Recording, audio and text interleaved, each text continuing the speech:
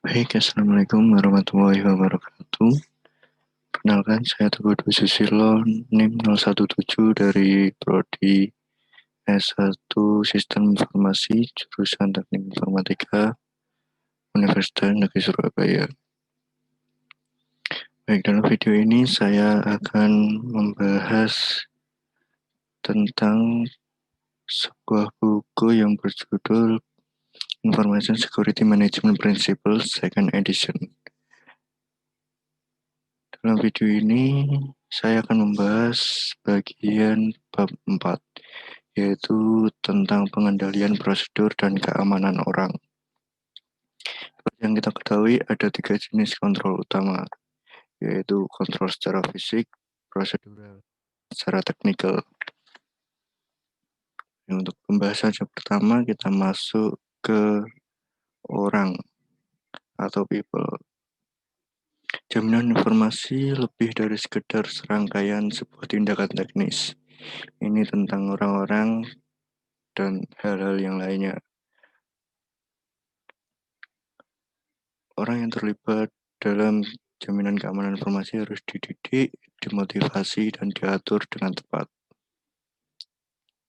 Untuk poinnya pertama, budaya keamanan dalam organisasi. Sistem jaminan informasi yang paling canggih sekalipun tidak akan berguna jika orang yang datanya dirancang untuk dilindungi tidak sadar akan keamanan. Mereka perlu dibuat sadar akan berbahayanya, seberapa relevan data diri mereka, dan bagaimana memastikan bahwa aset informasi dilindungi. Budaya sadar keamanan akan mengurangi jumlah insiden.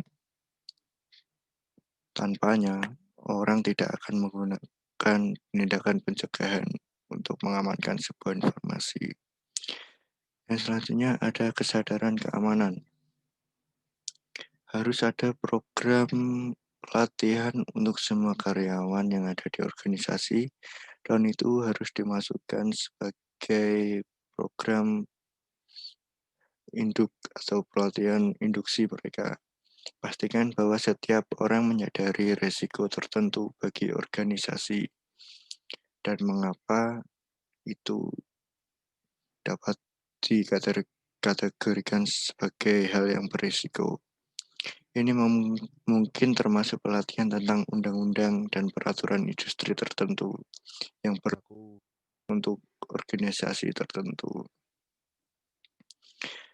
Beri mereka sebuah contoh organisasi yang telah terdampak atau menderita sebagai akibat dari sebuah insiden keamanan. Jadi mereka tahu bagaimana beresikonya dan apa yang terjadi kepada organisasi jika insiden-insiden tersebut terjadi pada organisasi mereka. Yang selanjutnya ada kontrak layanan dan usaha keamanan. Hampir setiap organisasi sekarang memiliki semacam kontrak layanan dengan pemasok dan pelanggan ditentukan di dalamnya. Kedua belah pihak memberikan kesepakatan tentang arti dari standar tertentu dan konvensi penanaman seperti tanda pelindung dan identifikasi kebijakan dan prosedur. Selanjutnya ada kode etik.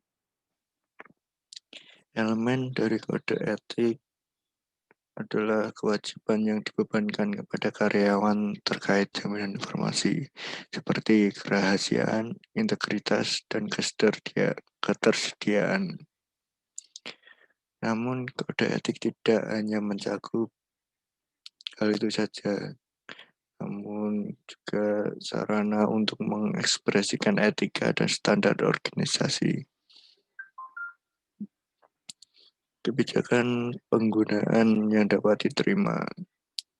Ini dikenal sebagai kode praktik pengguna akhir. Dokumen yang menetapkan standar untuk penggunaan sistem informasi dan komunikasi organisasi oleh karyawan di sebuah organisasi. Ini berfungsi sebagai tambahan pada kontrak kerja untuk melindungi organisasi dan dari tindakan orang lain yang dapat merugikan.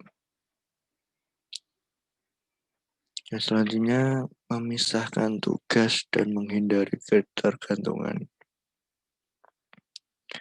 Pemisahan tugas merupakan konsep bahwa satu orang tidak boleh menjalankan tugas untuk lebih dari satu peran yang dapat menimbulkan konflik kepentingan, biar tidak ada crash job desk antar individu. Persyaratan pemisahan tugas memiliki dua fungsi. Yang pertama, membatasi ruang lingkup individu. Yang selanjutnya ada mencegah ketergantungan organisasi terhadap sebuah sumber daya tertentu. Selanjutnya ada kewajiban pemasok barang dan jasa pihak ketiga. Kontrak yang mencakup hal ini perlu dimasukkan ke dalam klausul yang mengikat secara hukum yang mencakup aspek jaminan informasi dari data dan layanan yang terkait.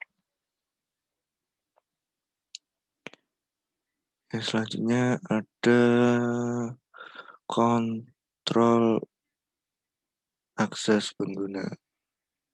Bagian pertama ada mekanisme autentifikasi dan otorisasi. Mekanisme proses autentifikasi dan otorisasi biasa disebut dengan IDNA, yang berarti identifikasi dan autentifikasi. Pertama, pengguna harus memberi tahu sistem siapa yang mereka klaim atau identifikasi dari data diri mereka dengan memasukkan nama pengguna yang unik.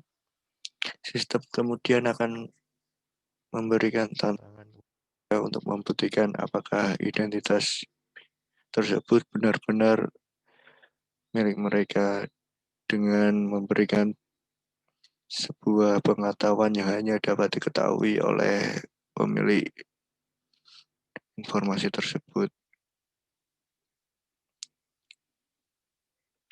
Selanjutnya ada penggunaan kontrol yang efektif.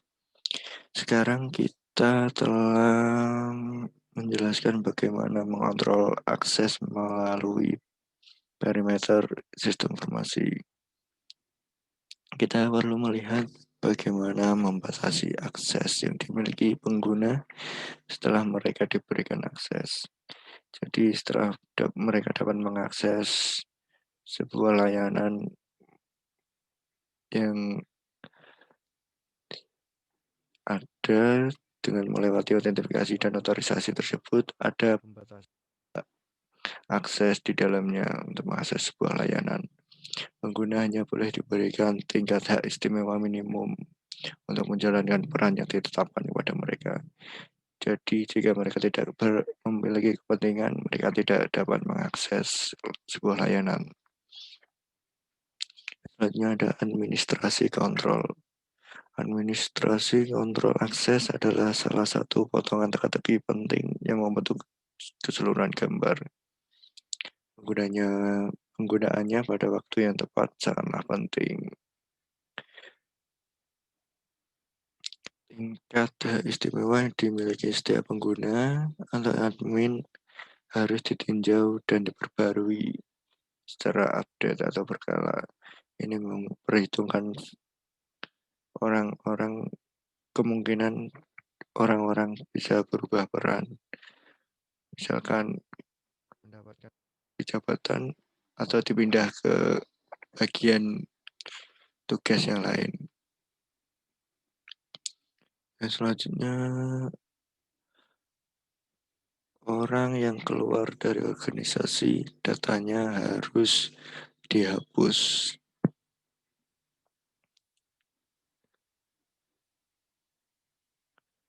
Selanjutnya ada titik akses.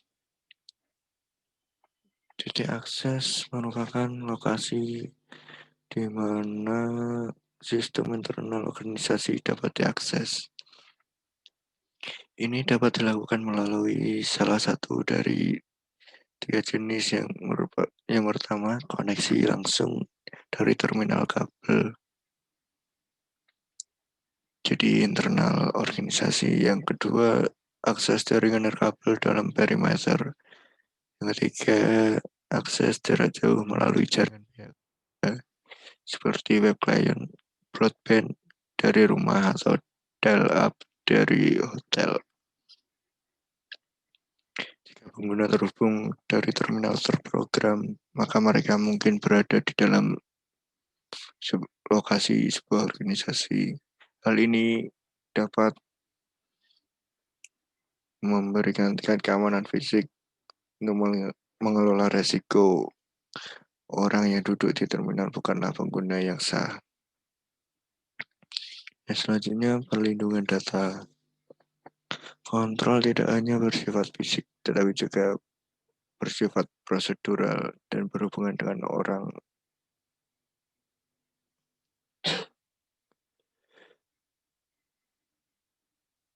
Yang ketiga ada pelatihan dan kesadaran.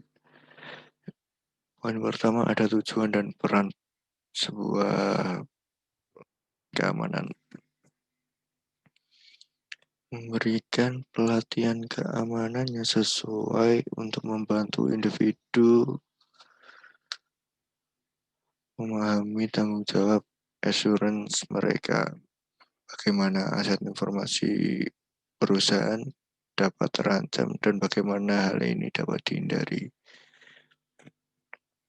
Perusahaan yang tidak menerapkan inisiatif kesadaran dan pelatihan web mungkin mengalami masalah terkait keamanan.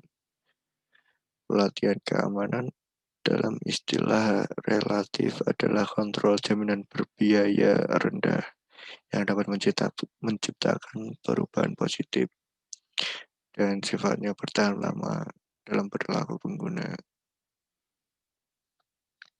Selanjutnya, pendekatan untuk melatih dan mempromosikan kesadaran. Ada pendekatan luas untuk meningkatkan tingkat pengetahuan. Yang pertama, melalui pelatihan keamanan informasi khusus. Yang kedua, melalui peningkatan kesadaran tentang keamanan informasi.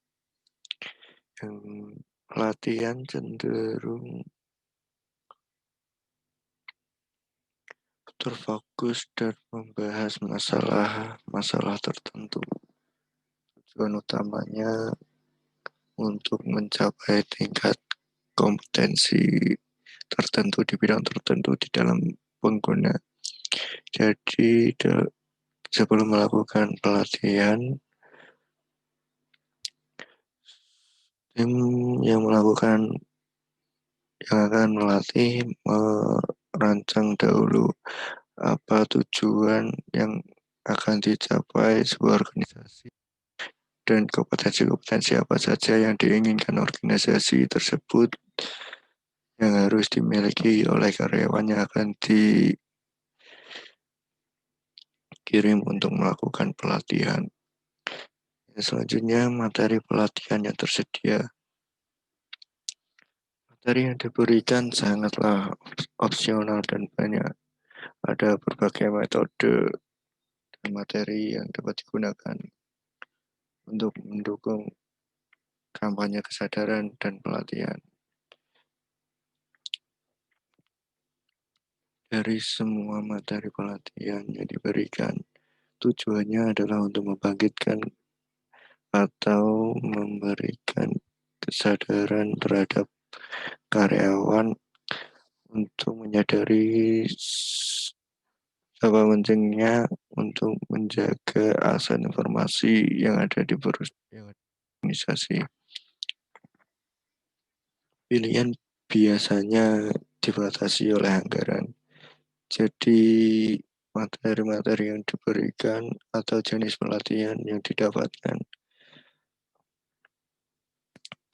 menyesuaikan dengan apa yang diinginkan oleh organisasi dan seberapa biaya yang dikeluarkan untuk melakukan pelatihan tersebut.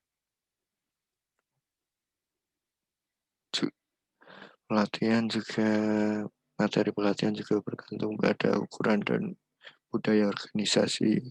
Jadi semua materi pelatihan menyesuaikan dengan kebutuhan dari sebuah organisasi tertentu. Bisa menggunakan tatap muka efektif, bisa menggunakan DVD atau video atau konten-konten lain yang secara konsisten diberikan kepada karyawan untuk menumbuhkan kesadaran terhadap keamanan informasi. Bisa juga lewat pelatihan berbasis komputer atau CBT dan masih banyak yang lainnya. Yang selanjutnya sumber informasi untuk materi pelatihan. Karena pendekatan dan isi program pelatihan atau kesadaran perlu disesuaikan dengan kebutuhan usaha. Perlu dilakukan sejumlah penelitian dalam memilih materi yang sesuai. Sebelum menentukan materi pelatihan dan metode pelatihan yang akan diberikan, tim yang akan melakukan pelatihan atau yang akan melakukan penelitian atau observasi dulu terhadap kebutuhan apa saja yang dibutuhkan organisasi yang akan melakukan pelatihan memberikan pelatihan kepada karyawannya.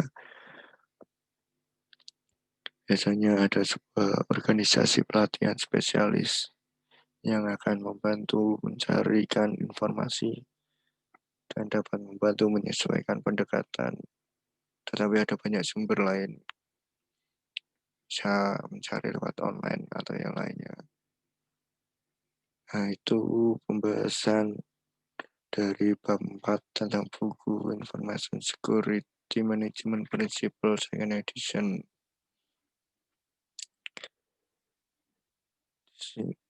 Pokok dari pembahasan ini adalah untuk membantu memberikan kesadaran kepada sumber daya manusia atau orang yang ada di organisasi tentang pentingnya menjaga informasi agar tidak jatuh ke tangan yang salah, karena sebuah informasi bisa menjadi bumerang kepada pemilik informasi jika dimanfaatkan atau disalahgunakan.